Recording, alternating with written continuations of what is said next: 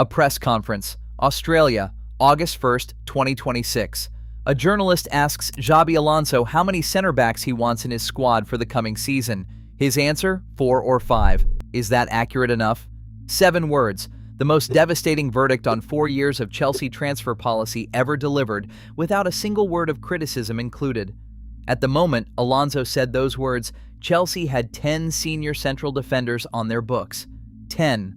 The most expensive squad in the history of English football, assembled at a cost of nearly £2 billion, and the man brought in to fix it had just told the entire world, calmly, with a half smile, that he only needs 4 or 5 of them.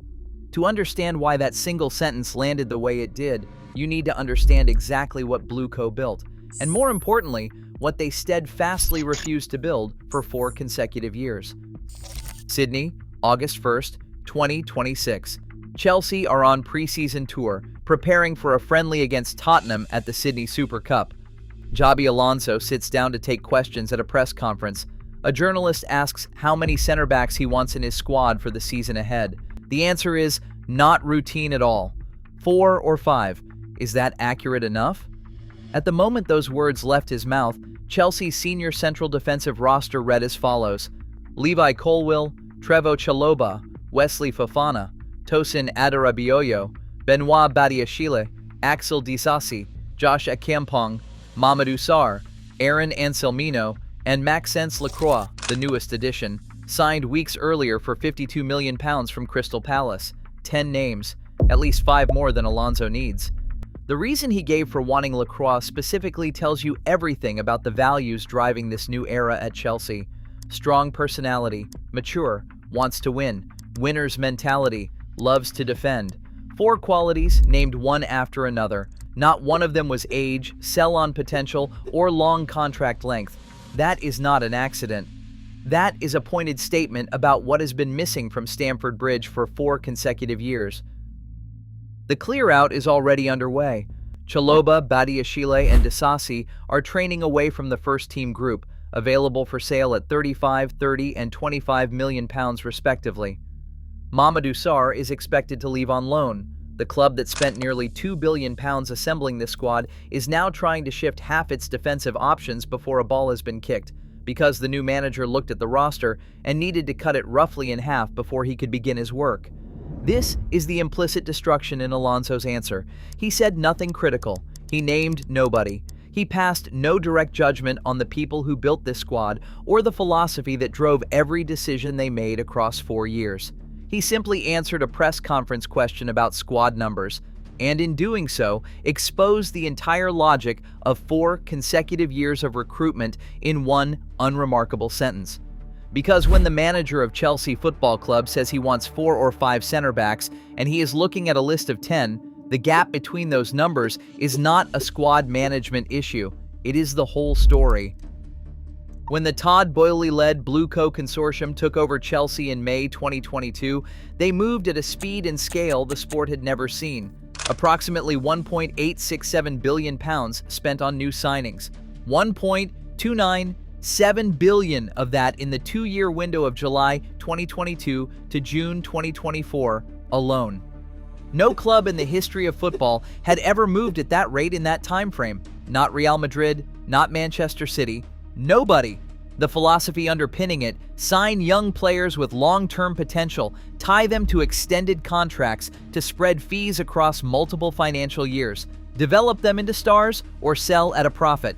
Over £1 billion went on players aged 24 and under. Chelsea spent more on teenagers than the rest of the Premier League Big Six combined. And for 4 consecutive years, they did not pay a transfer fee for any player over the age of 26. Not one. The last time they did was Pierre-Emerick Aubameyang from Barcelona in 2022. Aubameyang was 33.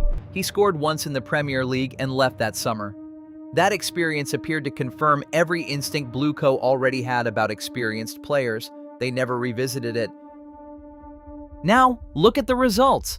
Chelsea qualified for the Champions League once in 4 seasons. They went through 5 permanent managers.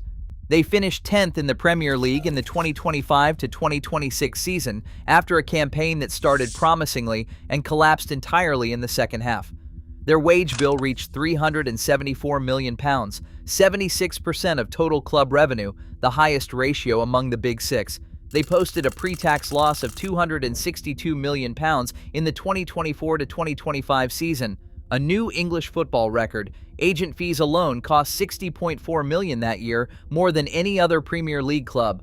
Of the 52 signings sanctioned by BlueCo since summer 2022, 4 became indispensable: Moises Caicedo, Enzo Fernandez, Marc Cucurella, Cole Palmer, 4 from 52. The strategy had a logic. It just had no mechanism for turning a group of talented young players into a winning team because it never accounted for the one thing every successful squad in history has needed: experienced players who had already been through the difficult moments and knew exactly how to come out the other side.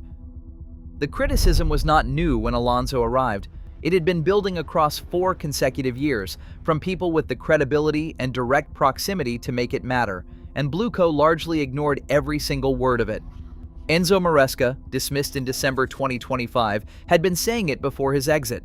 His precise words: "When you have 20-year-olds and 21-year-olds and a player who is 30 or 31, and he starts to say something to them, it is invaluable." This was a manager inside the building, telling the people who controlled the squad exactly what was missing from it. He was dismissed the following month. Frank Lampard said it during his 2022 to 2023 interim period, when the consequences of what was being built were already visible to anyone paying attention. Standards have not been good enough.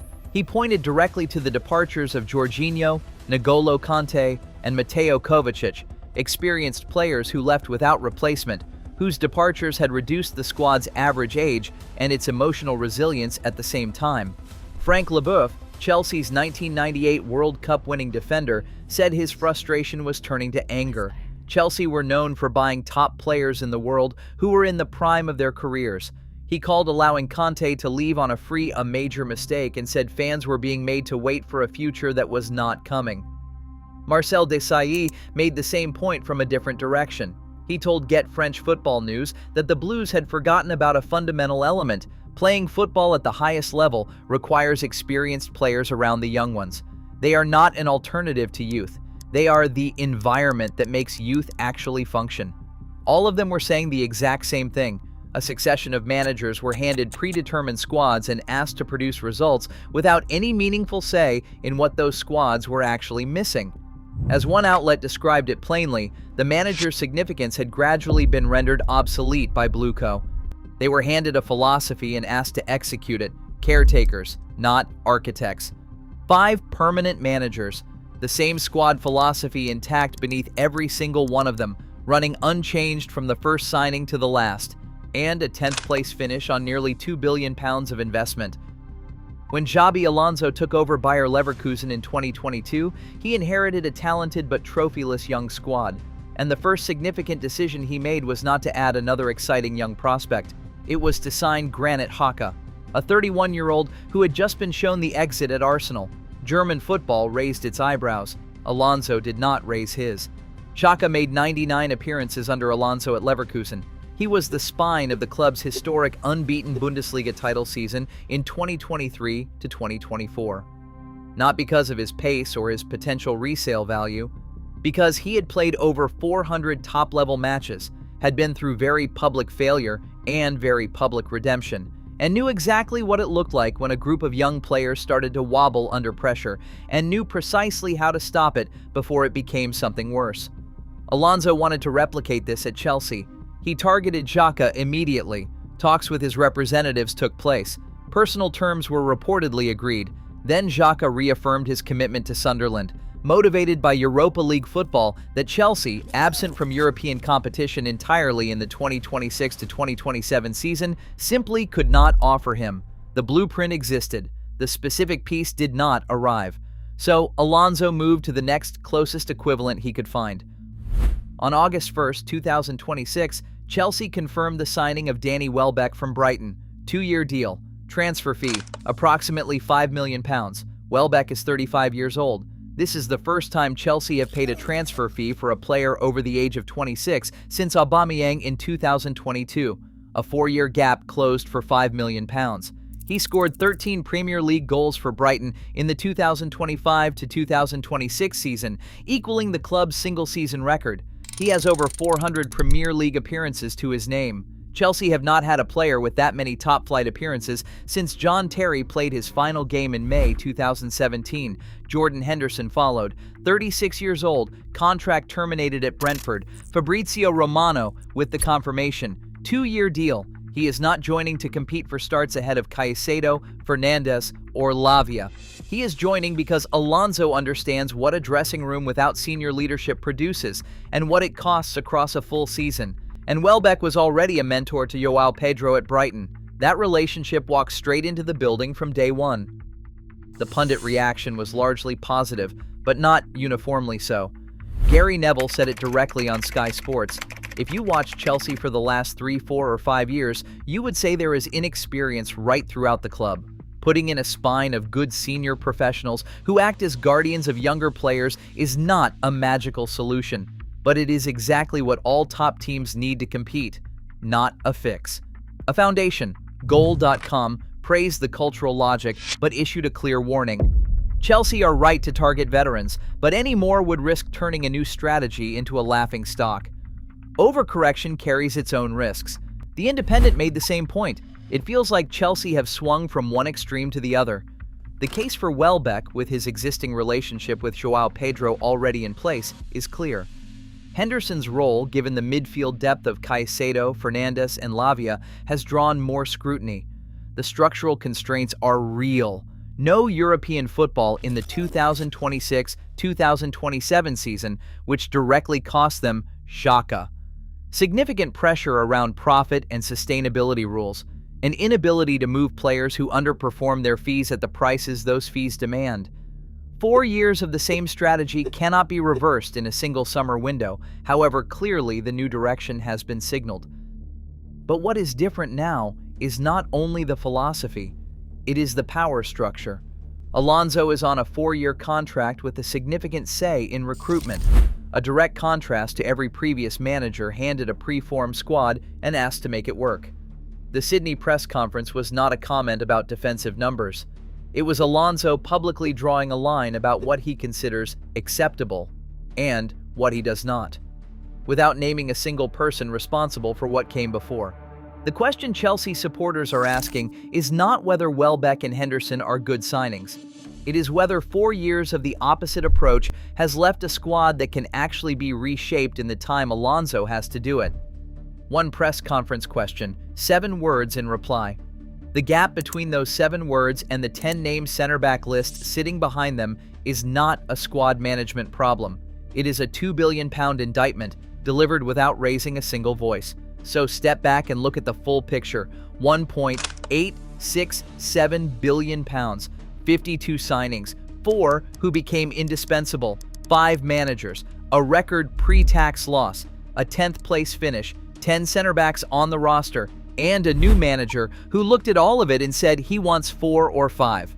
Xabi Alonso did not deliver a speech about what went wrong. He answered a routine press conference question, and in answering it, he produced the clearest possible summary of what 4 years of age-restricted, personality-absent, experience-free recruitment actually looks like from the inside. Welbeck is in. Henderson is in. The center-back cull has begun. The Leverkusen blueprint is the plan. Whether it works is the next question entirely. But who broke Chelsea in the first place is no longer in any doubt at all. Was BlueCo's strategy a disaster? Drop your verdict below, subscribe, and stay close.